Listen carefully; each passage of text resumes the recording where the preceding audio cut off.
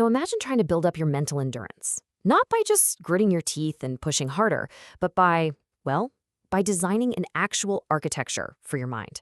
This isn't about willpower, it's about structure. And that's the really powerful idea from thinkers Mira and Aravs that we're going to dig into today.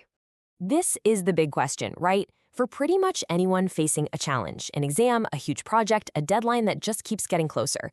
When you're running on fumes and that clock is ticking, how do you stop your thoughts from just scattering into a million pieces? Well, the answer isn't some magical burst of inspiration that you just have to wait for. Nope, it's a reliable blueprint. It's all about creating these small, repeatable systems that are there to support you exactly when you need them most. So let's go ahead and explore that blueprint together.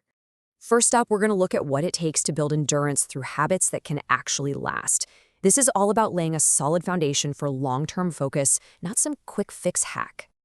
Okay, let's dive right into our first blueprint, the motivation engine. The whole idea here is to stop waiting around for motivation to strike you like lightning. Instead, you're going to build it piece by piece every single day. So Mira suggests that motivation needs a kind of internal scaffolding. And look, these are not big, scary tasks. We're talking about tiny, repeatable things, like just setting one clear goal for the day, or literally just crossing a box off a list. These little rituals, they're signals to your nervous system that you're making progress. They stitch your days together into a habit that holds you up, even when your enthusiasm starts to fade. Now, what's really cool is how Arav comes in and adds this second, totally crucial pillar. See, it's not just about what's going on inside your own head. He talks about using social anchors, like a quick text to a study partner. And just like that, what felt like a private struggle becomes a shared effort, and that makes your own resolve so much stronger. And this gets to such a crucial point. You simply cannot sustain effort without repair. A calendar that is just packed with demands is, well, it's a recipe for burnout. The idea of scheduling tenderness, deliberate breaks, small wins, moments of actual rest, that isn't some fluffy indulgence. It's a real, necessary method for building true endurance. All right, let's move on to our second blueprint and see how this all builds. This is where things get really practical, with a set of simple pen and paper drills. Mira calls this the body's rehearsal for thinking, because writing things out by hand, it forces a kind of clarity you just don't get from staring at a screen. Okay, so the first drill is called focused recall. Its purpose is super simple, but honestly, it's profound. It's about shifting you from just passively reading something to actively pulling it out of your own memory. This is how you find out what you actually know, and maybe more importantly, where all the gaps are. And the best part? It only takes 10 minutes. That's it. A simple, super accessible tool you can whip out anytime. And this just shows you how brilliantly simple it is. You grab a blank piece of paper, you scribble down everything you can possibly remember about a concept, and then, and this is the most important part, you look at the gaps with zero judgment. Those gaps aren't failures, they're just little signposts telling you where to focus next. The next drill builds right on top of that. You come up with this short, focused question about a concept, and you answer it. Then you do that exact same thing again on a couple of different days. This repetition does something pretty powerful.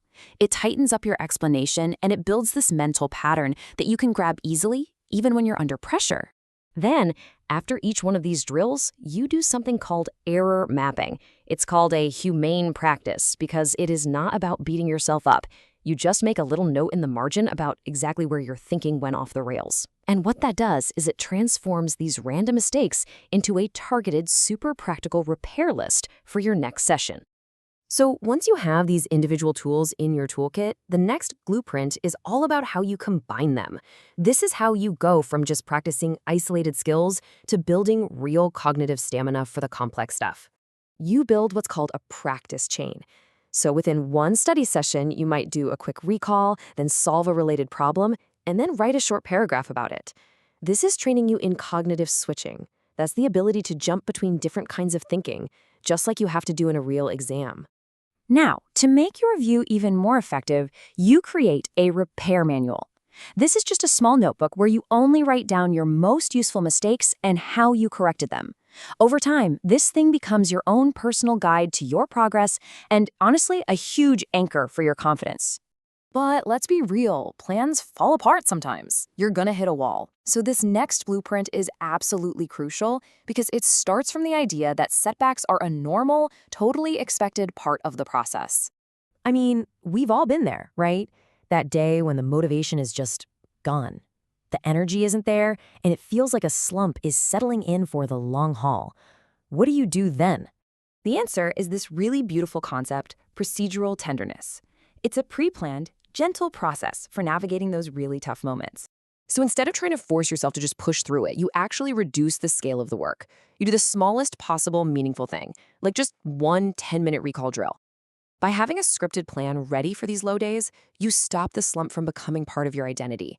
You're not a failure, you're just a person executing a recovery plan. Simple as that. And finally, let's bring all of this together with the core philosophy, the big idea that holds up this entire architecture of endurance. This is Mira's powerful summary, and it's just perfect. It's not about those heroic all-night cram sessions.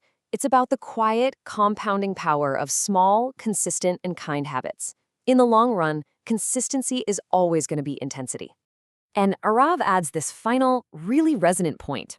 That physical act of practicing on paper, the drills, the arrow maps, it's building muscle memory for your mind. It literally teaches your body and your brain how to function with clarity and precision, especially when that clock is being unkind. So as we wrap this up, the question really isn't about how you can overhaul your entire life tomorrow. It's so much simpler than that. Looking at this whole blueprint, what's the one small, kind repetition you can build into your routine starting today?